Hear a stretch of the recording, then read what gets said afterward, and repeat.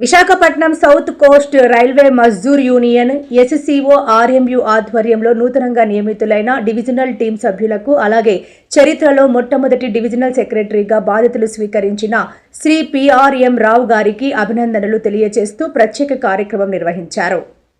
ఈ కార్యక్రమంలో యూనియన్ సభ్యులు పెద్ద సంఖ్యలో పాల్గొని నూతన నాయకత్వానికి శుభాకాంక్షలు తెలిపారు.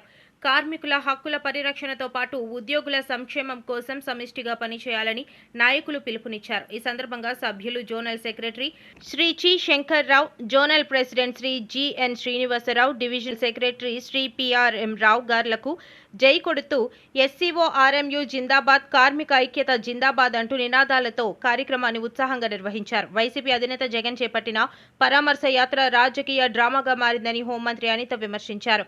నిందితులను పరామర్శించి ప్రయోజనం కోసమే అని అన్నారు.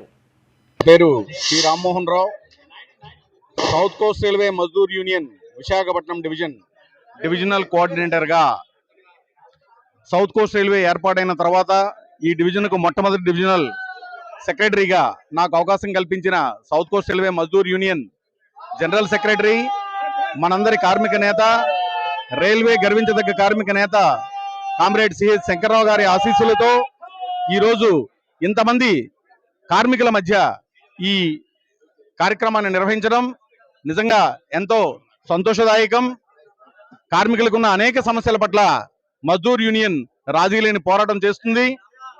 జోన్ విభజన, రైల్వే డివిజన్ విభజన తర్వాత రైల్వే కార్మికులు ఎదుర్కొంటున్న అనేక సమస్యల పరిష్కారంలో శ్రామిక్ యూనియన్ రాజీ లేని పోరాటం చేస్తుంది అని చెప్పి ఈ సందర్భంగా మీ అందరికీ మనవి చేస్తున్నాను. ధన్యవాదాలు. ఫార్మ్ అయిన తర్వాత విశాఖపట్నం డివిజన్ కి తొలిసారిగా డివిజనల్ కమిటీ బాడీని డిక్లేర్ చేయడం జరిగింది.